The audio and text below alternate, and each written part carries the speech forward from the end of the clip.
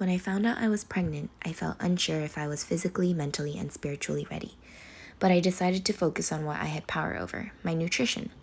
As a certified nutrition consultant, I know so much more than I did during my first pregnancy, and I'm confidently making science-backed decisions to nourish myself this pregnancy. And in doing so, I've discarded so many worries that prevented me from properly nourishing myself during my first pregnancy. I wanted to caveat this video with a quick note.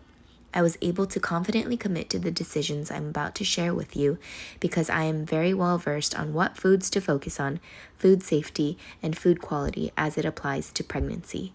I spent years repleting myself of all the nutrients I gave my child during my first pregnancy and 3 years of breastfeeding.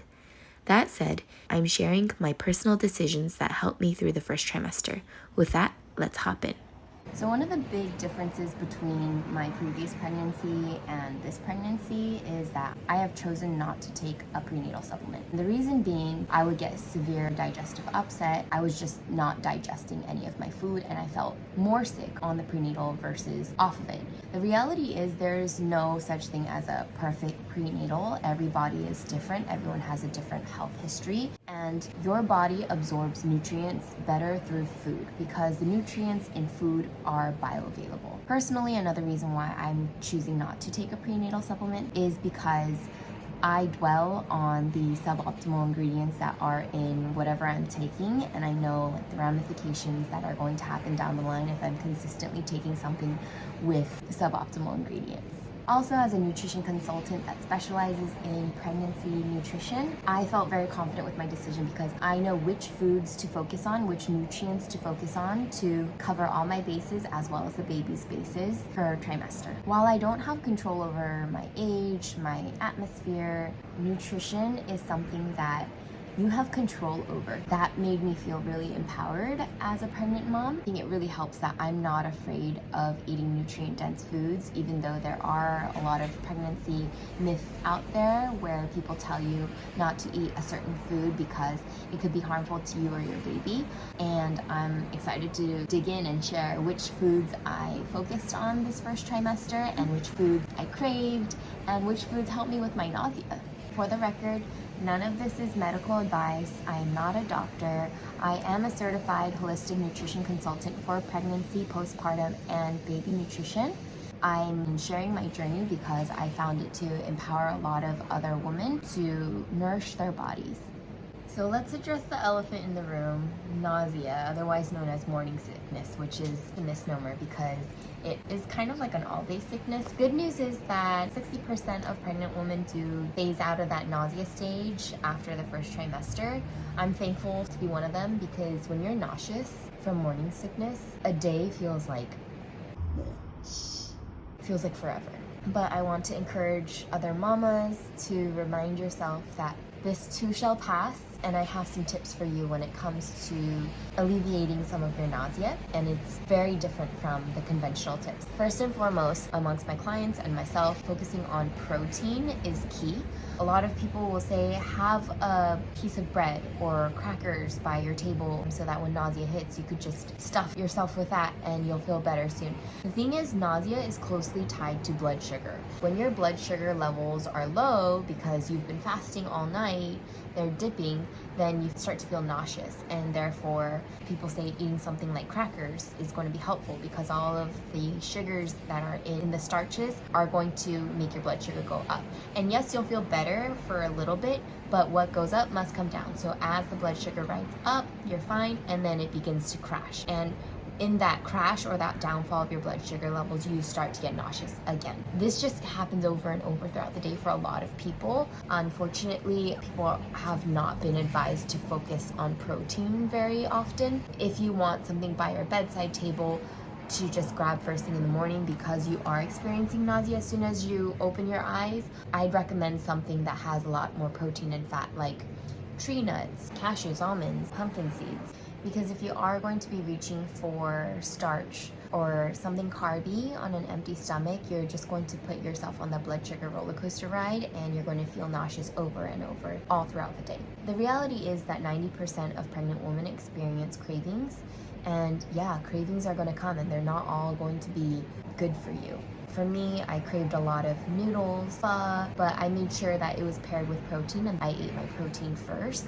So I'd have beef pho and beef broth and eat most of my meat first and then focus on the noodles later. That really helped me not only satisfy my craving, but it also stabilized my blood sugar levels.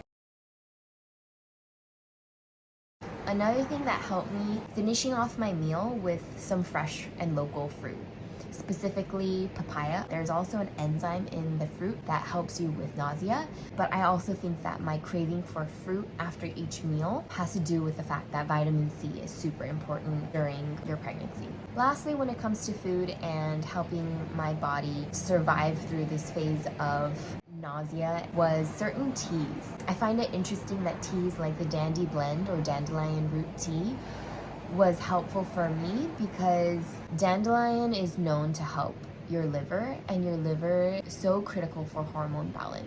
I'd have a cup or two every day, and it really did help me feel less nauseous. After my first pregnancy, I switched up everything from my hair care to my skin care. I just switched to things that had no scent at all. For my shampoo, I use Under Luna shampoo that's unscented. For my body wash, I use Aleavia, which also doesn't really have a scent. Same goes for my hand washes. I use Branch Basics, all things that are non-toxic but also do the job and don't give me nausea. Get outside, like go somewhere in nature. You'll find that if you go to the beach and you're getting some fresh air and you feel like you can do it, and just getting that vitamin D from the sunlight while you're grounding your feet in the sand is something I found super helpful. Considering I have a toddler that has so much energy, going outside was just so good for the both of us. This time around, I didn't have access to an acupuncturist, which is what helped me immensely when I was feeling nauseous every day for my first pregnancy. But instead, I had this acupuncture mat. The brand is Prana Mat.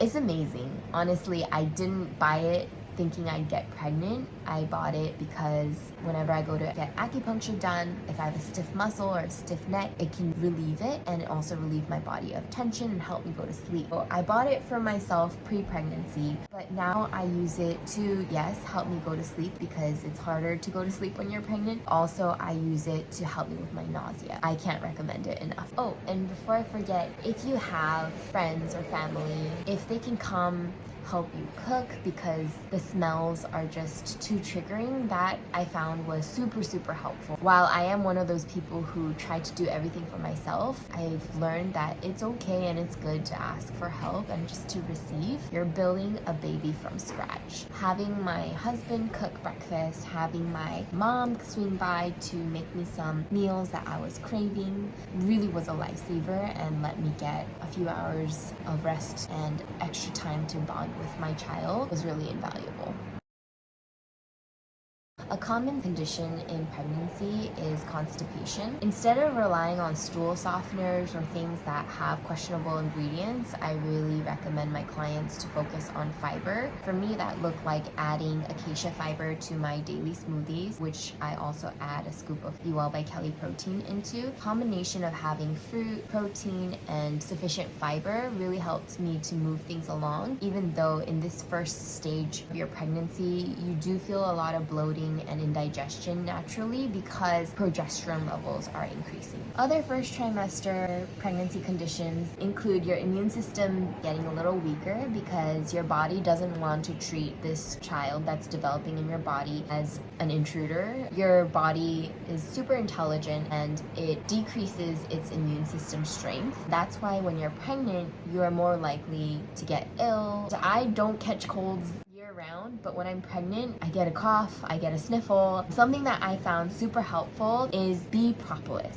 Not just any bee propolis, but the one from Beekeepers Naturals. I just love how strict they are with their quality control and how on top of their third-party testing they are. It's really been a game changer because there's so many different things that people can suggest for your immune support, but when it comes to pregnancy, there's just a lot of unknowns. Thankfully, bee propolis is something that you can lean on throughout your pregnancy. Anytime I'm feeling under the weather, I'll spray 3-4 sprays into my mouth and multiple times throughout the day. It's helped me so much with managing my cough, with my recovery, and I offer it to my toddler all the time and she loves it too.